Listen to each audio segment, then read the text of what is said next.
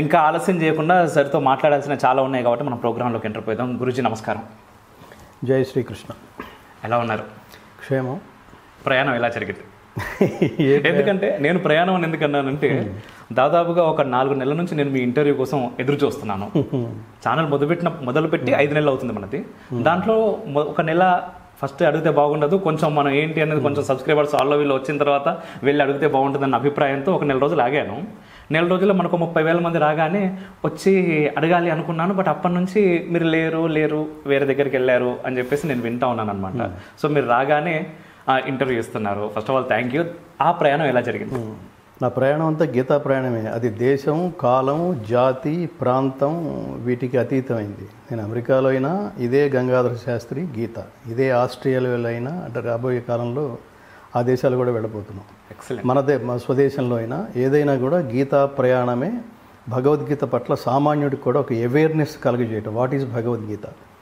ఈ దేశంలో పుట్టిన జ్ఞాన సంపదని మర్చిపోయి మిగతా ప్రపంచ చరిత్రలు చదివేసుకుంటూ ఉంటాం చాలా అమాయకంగా. ఇవాళ నాకు కూడా నిజంగా కొంత ఆనందంగా ఉంది. మీ ఇంటర్వ్యూలు నేను 2-3 చూశాను.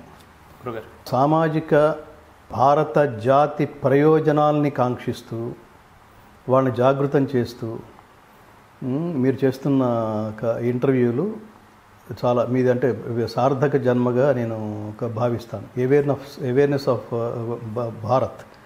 మేరా భారత్ మహాన్ ఊరికనేయటం కాదు, అది ఎందుకు మేరా భారత్ మహాన్. ప్రతి దేశంలో పుట్టినవాడు నా దేశం చాలా గొప్పదని మాట్లాడుకుంటాడు. ఆ దేశానికి వచ్చే గొప్ప పేరు ఆ దేశంలో పుట్టిన వాళ్ళు చేసే కర్మల మీద ఆధారపడి ఉంటుంది కదా.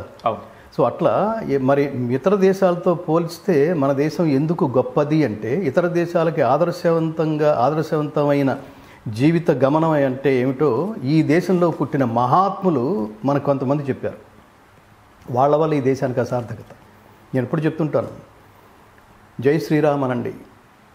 మన పిల్లలకి 3 నినాదాలు నేర్పించాలి ప్రతి కార్యక్రమంలోనూ. అది శాస్త్రేణ జామితా నాస్తి అంటే శాస్త్రానికి విసుగులేదు. ఏంటి చెప్పిందే చెప్తున్నాడు ఏమిటంటే మీ బుర్రలోకి వెళ్ళటానికి, మీ మనస్సుల్లో నాటడానికి. మళ్ళీ ఎవరికి తెలియదు రామాయణం, ఎవరికి తెలియదు భారతం, ఎవరికి తెలియదు భగవద్గీత.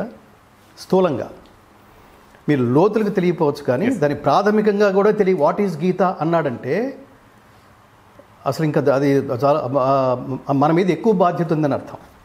పిల్లలు అలా మాట్లాడుతున్నారంటే గీత అంటే ఏంటి నాన్న అన్నాడంటే ఈ పాపం తల్లిదండ్రులది, ఇది చెప్పకపోవడం తల్లిదండ్రులది.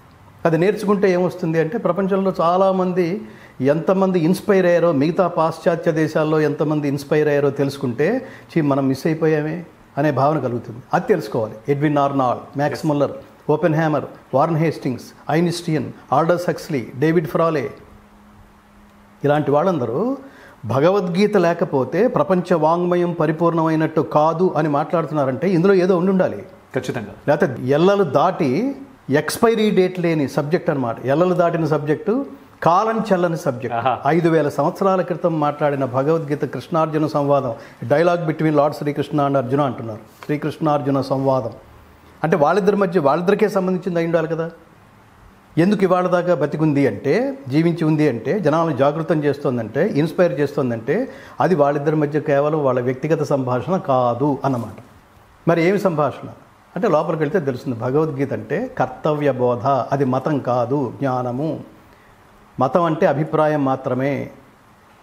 ఆ అభిప్రాయం ఒక వర్గానికి చెందింది మాత్రమే.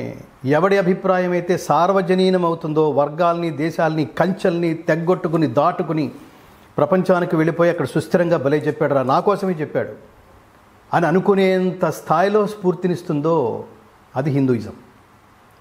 అది హిందూయిజం.